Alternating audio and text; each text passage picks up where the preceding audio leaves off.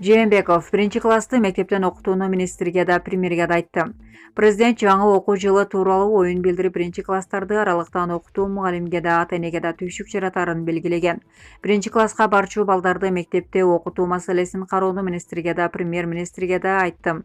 Азыр бул маселени тиешелүү органдар карап жатышат. Бул тууралуу өлкө башчы Сооронбай Жээнбеков биринчи радиого маек берип жатып айтканын президенттин маалымат кызматы кабарлады.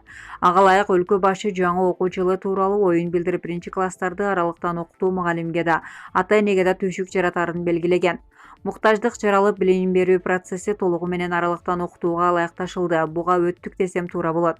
Албетте мугалимдерибиз өз ишин милдетин аткарышы керек.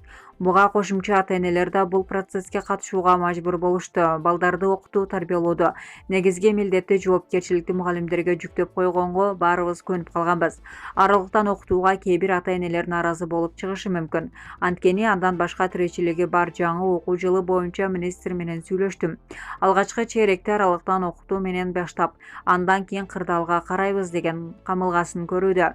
Бирок биринчи класстарды мектептен окутуу маселеси каралышы керек, деди Жээнбеков. Эске салсак, буга чейин Билим берүү жана Илим министрлиги жаңы окуу жылынын биринчи чейрегинде мектеп окуучулары аралыктан билим аларын кабарлаган. Булак Спутник KG.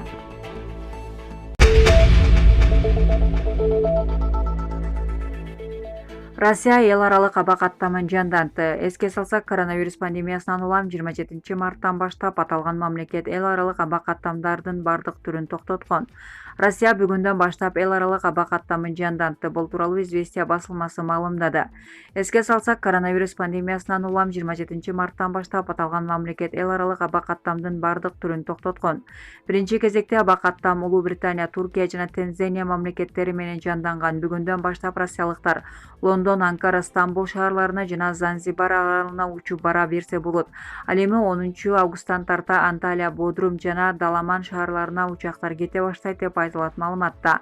1 августка караган түнү Стамбул шаарынан Внуково аэропортуна биринчи эл аралык каттам келгени маалым болду. Аны менен Россияга 50 жүргүнчү келгени кошумчаланды. Булак Спутник KG.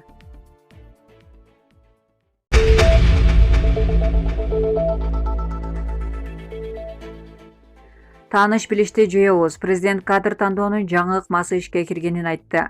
Жээнбековдун билдиришинче, жаңы конкурстук система жарандардын ишеничин актаганга жана мамлекетке мыкты кадрларды тартууга жардам берет. Президент Сооронбай Жээнбеков бүгүн 1 августтан тарта мамлекеттик жана муниципалдык кызматка кадр тандоо системасы стандарттеше турганын билдирди. Бул тууралуу ал биринчи радиого берген маегинде айтканын маалымат кызматы кабарлады. Анын айтымында, жаңы конкурстук система боюнча тестирлөөдөн ким биринчи орунду алса, кызматка ушул талапкер катары сунушталат.